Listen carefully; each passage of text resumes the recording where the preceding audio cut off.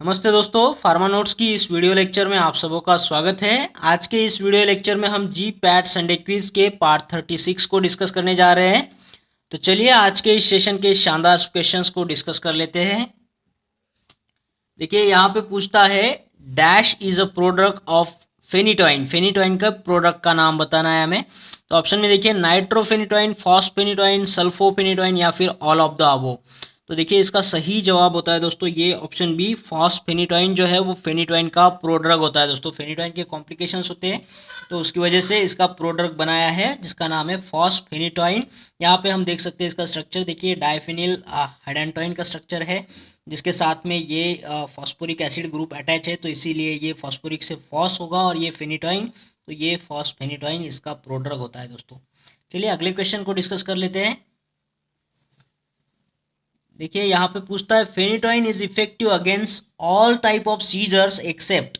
कौन से सीजर में फेनिटोइन इफेक्टिव नहीं है, बाकी सभी सीजर्स में फेनिटोइन ये इफेक्टिव ड्रग है। तो ऑप्शन में देखिए absence seizure, myoclonic seizure, tonic seizure या फिर टोनिक क्लोनिक सीजर। तो यहाँ से सही जवाब होगा दोस्तों ऑप्शन ए, अब्सेंस सीजर में फेनिटोइन इफेक्टिव नहीं है और बाकी सभी सीजर्स में फेनिटोइन एक इफेक्टिव ड्रग माना जाता है।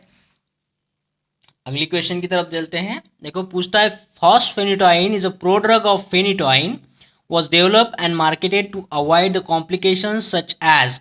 देखो फेनिटोइन के कुछ कॉम्प्लिकेशन आते हैं जिसकी वजह से इसका प्रोडक्ट बनाया है फॉस्फेनिटोइन। तो वो कॉम्प्लिकेशन कौन सा है वो बताना है। देखिए ऑप्शन में दिया है when irritation, tissue damage, muscle necrosis या फिर all of the above.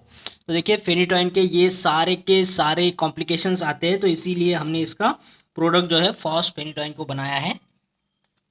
Next question देखिए पूछता है मेजर इनएक्टिव मेटाबोलाइट ऑफ इटोडोलैक। इटोडोलैक सभी को पता होगा ये अरिल एसिटिक एसिड का डेरिवेटिव है जो non steroid anti inflammatory drug में आएगा एनएसएड्स में।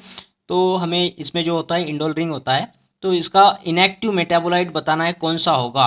तो ऑप्शन में देखिए 6 hydroxy etodolac, 7 hydroxy etodolac, 8 1 dash hydroxy ethyl etodolac या फिर ऑल ऑफ द अबव।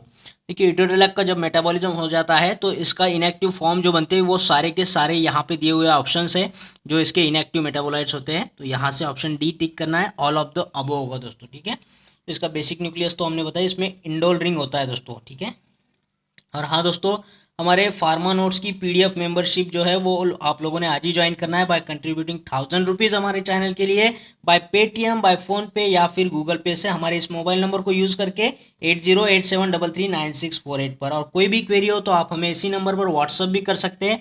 और जैसे ही आपका कंट्रीब्यूशन हो जाता है आपको हमारे प्राइवेट टेलीग्राम चैनल से लिंक किया जाएगा जहाँ पे आपको ये सारा मटेरियल पीडीएफ के फॉर्म में मिलता रहेगा दोस्तों। ठीक है, तो चलिए अगले क्वेश्चन की तरफ बढ़ते हैं। देखिए पूछा है फेनिटोइन इज अ। फेनिटोइन का हमें यहाँ पे नाम बताना है। देखिए क्या है, ऑप्शन में दिया है 3 diphenyl hydantoin, 2 diphenyl hydantoin, 4 diphenyl hydantoin या फिर 5 डाइफेनिल हाइडेंटोइन।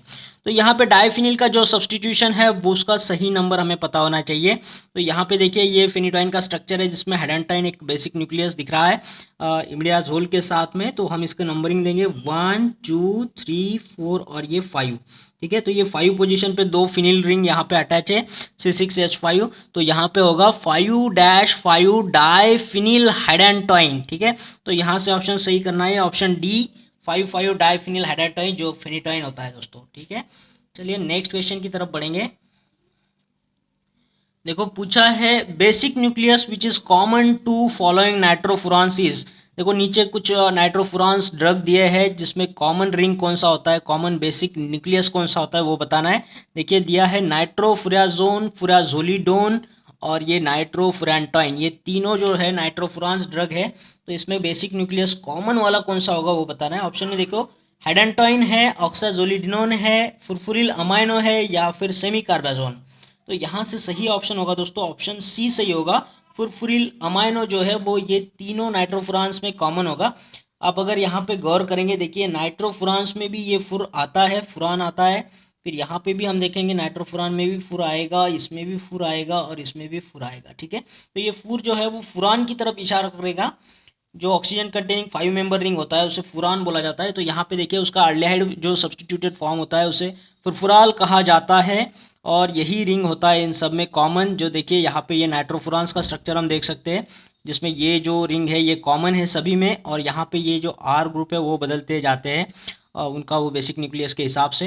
तो यहाँ पे 5 नाइट्रो फुरफुरिल अमाइनो ये जो है बेसिक न्यूक्लियस, ये तीनों नाइट्रोफुरांस में कॉमन है दोस्तों। ठीक है, चलिए अगले क्वेश्चन की तरफ बढ़ेंगे। देखो ये बहुत इंपॉर्टेंट है नाइट्रोफुरांस, इस पर क्वेश्चन बन सकता है दोस्तों। ठीक है, तो ये नाइट्रोफुरांस को याद रखना है।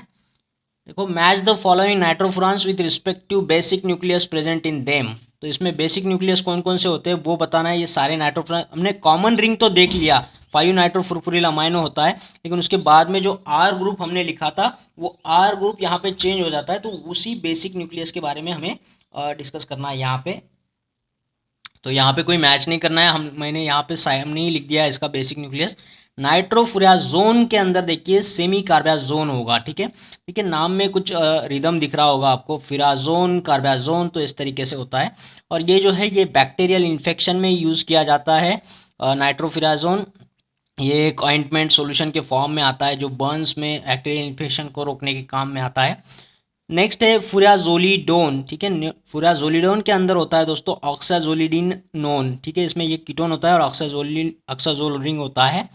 तो ये जो होता है वो बैक्टीरिया या फिर प्रोटोजोल डायरिया जो होता है उसके अगेंस्ट यूज़ किया जाता है फुराजोलिडोन को। इसकी टैबलेट आती है। फिर नाइट्रोफुरेंटाइन जो ड्रग है इसमें हाइडेंटाइन बेसिक न्यूक्लियस होता है, जो हमने अभी फेनिटोइन में भी देखा था, और ये यूज़ किया जाता है यूरिनरी ट्रैक्ट इन्फेक्शन के अगेंस्ट में नाइट्रोफुरेंटाइन। ठीक है, तो ये इसके बेसिक न्यूक्लियस है। इसके स्ट्रक्चर को भी हम डिटेल में देखेंगे अभी। और सब में कॉमन रिंग कौन सा होता है, फुरफुरिल अमाइनो, ये इसमें कॉमन रिंग होगा। और हाँ एक बात नोट कर लीजिएगा, ये जो फुराजोलिडोन ड्रग है जो डायरिया में यूज़ होता है, मेट्रोनिडाजोल भी यूज़ होता है, तो ऐसे ड्रग्स को अल्कोहल के साथ में नहीं लेना चाहिए दोस्तों। ठीक है, तो इसमें अल्कोहल को अवॉइड करना है, ये बात को ध्यान में रखिएगा। चलिए इनके स्ट्रक्चर्स को देखते हैं। ये देखिए नाइट्रोफुरांस के ड्रग है। ये पहला तो होगा नाइट्रोफुराजोन, जिसमें सेमी कार्बाजोन ये बेसिक न्यूक्लियस होगा। इसका सॉल्यूशन या फिर ऑइंटमेंट फॉर्म आता है जो हम बर्न्स में बैक्टीरियल इन्फेक्शन के अगेंस्ट में यूज़ करेंगे। और ये जो सभी में कॉमन है ये फुरफुरिल अमाइनो रिंग है जो हमने डिस्कस की है, 5 नाइट्रो फुरफुरिल अमाइनो, ये न्यूक्लियस सभी में कॉमन वाला। और नाइट्रोफुराजोन का ये जो अलग वाला बेसिक न्यूक्लियस है वो सेमी कार्बाजोन होगा दोस्तों। नेक्स्ट जो ड्रग देखा था हमने फुराजोलिडीन, जो बैक्टीरियल या फिर प्रोटोजोल डायरिया के अगेंस्ट में यूज़ किया जाएगा। इसमें जो बेसिक न्यूक्लियस है देखिए ये ऑक्साजोल होगा, ऑक्सा यानी ऑक्सीजन, अज़ा यानी नाइट्रोजन, तो ऑक्साजोल। ये जो OAle आता है वो 5 मेंबर रिंग के लिए ऑक्साजोलिडीन, और ये होगा ओन यानी ये कीटोन। तो ये ऑक्सीजन पूरा सैचुरेटेड है तो इसलिए DIN आएगा इसमें, INE, तो ऑक्साजोलिडीन नोन करके ये। ठीक है, तो ये होगा फुराजोलिडोन। इसे अल्कोहल के साथ में अवॉइड करना है, अल्कोहल नहीं लेना है इसके साथ में। नेक्स्ट है नाइट्रोफुरेंटाइन, जिसमें हाइडेंटाइन बेसिक न्यूक्लियस होता है। इमिडाजोल रिंग के साथ में 2 कीटोन ग्रुप होते हैं तो ये हाइडेंटाइन हो जाएगा। तो ये नाइट्रोफुरेंटाइन, हाइडेंटाइन, और ये यूरिनरी ट्रैक्ट इन्फेक्शन के खिलाफ में यूज़ किया जाएगा। ठीक है, तो ये आपको क्लियर हो चुका होगा दोस्तों नाइट्रोफुरांस। नेक्स्ट देखेंगे हम कुछ मॉर्फिन्स के बारे में। देखिए how many chiral centres are present in morphine. Morphine के अंदर कितने कायरल सेंटर्स होंगे, असिमेट्रिक कार्बन होंगे, वो बताना है। तो मॉर्फिन का स्ट्रक्चर तो सभी को पता होगा, तो बताइए कायरल सेंटर्स कितने होते हैं। ऑप्शन में या 13, 11, 7 या फिर 5। तो सही जवाब होगा दोस्तों इसका ये 5, इसमें कायरल कार्बन होते हैं दोस्तों। ठीक है, कायरल सेंटर्स होते हैं जिसकी वजह से ऑप्टिकल आइसोमर्स देखे जाते हैं। अब बताइएगा ये मॉर्फिन के साथ में कितने ऑप्टिकल आइसोमर्स बनते हैं, how many optical isomers are shown by morphine. तो यहाँ पे दिया ऑप्शन 32, 16, 8 या फिर 4। तो हमें ये फार्मूला पता है कि 2 टू द पावर n जो होता है वो कायरल सेंटर्स का नंबर होता है। तो हमने यहाँ पे देखा मॉर्फिन में 5 कायरल सेंटर्स थे, तो उस हिसाब से 2 टू द पावर 5 के हिसाब से 32 हमारा कैलकुलेशन आएगा। लेकिन मैं आपको बता दूँ ये मॉर्फिन 32 ऑप्टिकल आइसोमर्स नहीं बताता है, इसमें कुछ रेस्ट्रिक्शन है, उसको भी हम आगे देखेंगे। तो इसीलिए इसमें ये 16 ऑप्टिकल आइसोमर्स होते हैं, इस पॉइंट को नोट कर लीजिएगा। 5 कायरल सेंटर्स होने के बावजूद भी ये ऑप्टिकल आइसोमर कितने बताता है, 16 ही बताता है दोस्तों, ना कि 32। ठीक है, चलिए नेक्स्ट क्वेश्चन देखते हैं रिस्ट्रिक्शन के बारे में। तो यहाँ पे देखिए morphine shows the 16 optical isomers and not 32 optical isomer because of restriction of ethanamine bridge. इसमें एक इथेनामाइन ब्रिज होता है मॉर्फिन के स्ट्रक्चर में, वो रिस्ट्रिक्शन करता है, इसलिए वो 32 की जगह पे 16 ही ऑप्टिकल आइसोमर्स बताता है। और ये इथेनामाइन ब्रिज जो है कौन से कार्बन के बीच में आता है वो बताना है। Which is present between the carbon numbers, कौन से कार्बन नंबर्स के बीच में ये इथेनामाइन ब्रिज आता है वो हमें बताना है। तो ऑप्शन में दिया है carbon number 9 and 13, 5 and 11, 2 and 7 या फिर 1 एंड 9। तो यहाँ पे इसका सही जवाब होगा option A, carbon number 9 and carbon number 13 के बीच में ये इथेनामाइन ब्रिज होता है दोस्तों। यहाँ पे हम स्ट्रक्चर को यूज करके इस ब्रिज को देखेंगे। देखिए मॉर्फिन का स्ट्रक्चर है, इसका नंबरिंग भी देखिए 1 2 3 4 5 6 7 8 9 10 11 12 13 14, ठीक है। तो यहाँ पे देखिए ये 9 और 13 कार्बन के बीच में यहाँ एक कार्बन और ये अमाइन है, नाइट्रोजन है ना, तो ये 2 कार्बन का इथेन बन जाएगा और ये ना अमाइन बन जाएगा। तो ये इथेनामाइन ब्रिज जो है वो 9 और 13 कार्बन के बीच में देखा जाता है, जिसकी वजह से इसके ऑप्टिकल रोटेशंस में रिस्ट्रिक्शन आता है और उसी की वजह से 32 की जगह पर ये 16 ऑप्टिकल आइसोमर बताता है, बावजूद इसके कि इसके पास 5 कायरल सेंटर्स है। देखिए ये 9 नंबर का कार्बन जो है कायरल है, 14 नंबर का कार्बन कायरल है, 13 का कार्बन है कायरल है, 5 का कायरल है और 6 नंबर का कार्बन भी कायरल है। तो ये 5 कायरल एटम्स होने के बावजूद भी ये सिर्फ और सिर्फ 16 ऑप्टिकल आइसोमर बताता है दोस्तों, ठीक है। इसी को हमने यहाँ पे नोट किया है। देखिए ये कायरल सेंटर्स बता रहा है, स्टार जो है 5 कायरल सेंटर्स इन मॉर्फिन, और ये जो है इथेनामाइन ब्रिज बता रहा है जो 9 और 13 कार्बन के बीच में है, ठीक है। चलिए अगले क्वेश्चंस की तरफ बढ़ेंगे। देखो बोलता है morphine is a dash in nature, morphine का नेचर कैसा होगा ये बताना है। देखो ऑप्शन में दिया है mono basic acid, mono acidic base, dibasic acid या फिर डायसिडिक बेस। तो ये जो है मॉर्फिन ये होगा दोस्तों, ऑप्शन बी सही होगा, मोनो एसिडिक बेस होगा, ठीक है। इसे याद रखिएगा, ABCD है ना, मॉर्फिन जो है वो एक वन ऑफ द ABCD वाला ड्रग है, बेसिक ड्रग है। तो इसे याद रखिएगा, ये MAB यानी morphine acidic base, mono acidic base के हिसाब से याद रखिए। तो ये बेस होगा, ये मोस्ट ऑफ द एसिड के साथ में रिएक्ट होकर के वाटर सॉल्युबल साल्ट्स बनाता है दोस्तों, ठीक है। तो MAB याद रखिए, मॉर्फिन एक ABCD वाला यानी बेसिक ड्रग है, तो बेस है, ठीक है। जैसे ABCD जो है वो ABCD पूरे अल्फ़ाबेट का बेसिक होता है, स्टार्टिंग होता है, उसी तरीके से ये MAB से याद रखिएगा, ये मोनो एसिडिक बेस है। नेक्स्ट क्वेश्चन को देखिएगा, naturally occurring active form of morphine is, naturally जो मॉर्फिन मिलता है एक्टिव फॉर्म में उसका जो रोटेशन होता है वो क्या होता है, इनैंशियोमॉर्फ क्या सा होता है वो बताना है। देखिए रेसिमिक मिक्सचर होता है, डेक्स्ट्रो रोटेटरी होता है, लियो रोटेटरी, या फिर ऐसा कुछ नेचुरली ऑकर होता ही नहीं है मॉर्फिन। तो इस ऑप्शन में से सही क्या होगा दोस्तों, तो जो नेचुरली ऑकरिंग एक्टिव मॉर्फिन जो होता है ना वो लिवो रोटेटरी होता है, तो ऑप्शन सी सही करना है। इसे याद कैसे रखोगे, देखो लॉजिक है, मॉर्फोलॉजी तो वर्ड सभी ने सुना होगा, मॉर्फोलॉजी, तो यहाँ से मॉर्फिन याद रखो और लॉजी से लॉजिक लगा करके लिवो रोटेटरी बोल देना, ठीक है, तो सही हो जाएगा दोस्तों। अगले क्वेश्चन की तरफ बढ़ेंगे। देखो पूछता है which of the following is opium alkaloid, ठीक है। पापावर सोमनीफेरम जो है वो सभी को पता है सोर्स, तो ये ओपियम अल्कोलॉइड्स में कौन से ड्रग आते हैं बताना है। ऑप्शन देखो मॉर्फिन, पापावेरिन, नॉस्कैपिन या फिर थिबेन। तो मैं आपको बता दूं ये सारे के सारे जो ऑप्शन दिए वो सभी के सभी जो है वो ओपियम अल्कोलाइड्स होते हैं दोस्तों। तो यहाँ पे जवाब होगा ऑल ऑफ दीज, ठीक है, इसमें कोडिन भी आएगा, तो यही सही होगा ऑल ऑफ दिस, ठीक है। तो ये सारे के सारे मॉर्फिन भी है, पापावेरिन, नास्कैपिन, थिबेन, ये सारे के सारे ओपियम अल्कोलॉइड्स है दोस्तों। चलिए अगले क्वेश्चन की तरफ बढ़ेंगे।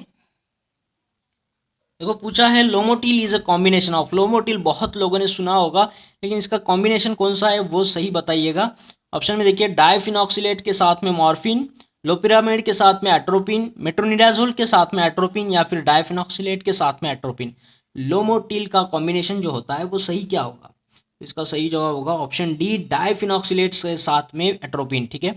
डाइफिनॉक्सिलेट जो है वो वीक ओपियोइड है, ड्रग है, और इसके साथ में ये एट्रोपिन को कंबाइन किया जाता है दोस्तों। एट्रोपिन सिर्फ इसके लिए अवॉइड डाला जाता है कि इसका जो मिसयूज़ है उसे अवॉइड कर सके, ठीक है, डिस्ट्रॉय द अब्यूज़, ठीक है। तो इसे याद रखिएगा, लोमोटिल को हम लूज मोशन से याद रख सकते हैं, ठीक है। तो ये एंटी डायरियल एजेंट है, डायरिया के अगेंस्ट में यूज़ किया जाता है। इसमें जो ड्रग है डाइफिनॉक्सिलेट और एट्रोपिन है, तो इसका जो अगर हम ये इसका सफिक्स, डाइफिनॉक्सिलेट का सफिक्स और एट्रोपिन का जो प्रीफिक्स है इनको जोड़े तो क्या होगा, लेट एट द टॉयलेट। आप टॉयलेट में बहुत देर तक बैठे हो ना, क्योंकि डायरिया हुआ है, लूज मोशन हुआ है, तो लोमोटिल को खाना चाहिए लेट यानी डायफिनॉक्सिलेट और एट यानी एट्रोपिन। तो लेट और एट्रोपिन, तो डायफिनॉक्सिलेट एट्रोपिन का कॉम्बिनेशन जो है वो लोमोटिल ब्रांड नेम के अंडर आता है दोस्तों। ठीक है, तो इस वीडियो में इतना है दोस्तों। आशा करता हूँ आपको ये वीडियो अच्छा लगा होगा, पसंद आया होगा, और अगर ऐसा हुआ है तो इस वीडियो को लाइक करना है, शेयर करना और कमेंट बॉक्स में कमेंट जरूर करना है दोस्तों। और हाँ, मेरी उन लोगों से गुजारिश है जिन लोगों ने चैनल को अभी तक सब्सक्राइब नहीं किया है, चैनल को सब्सक्राइब कर दीजिएगा। उसके बाद आने वाले बेल आइकन को भी क्लिक करना है और ऑल बटन को दबाना है दोस्तों। इससे होता क्या है कि आने वाले हर एक वीडियो का नोटिफिकेशन आपको मिलता रहता है और आपको यूं ही लाभ होता रहता है दोस्तों। ठीक है, तो मिलते हैं एक और बेहतरीन वीडियो के साथ में, तब तक के लिए थैंक यू।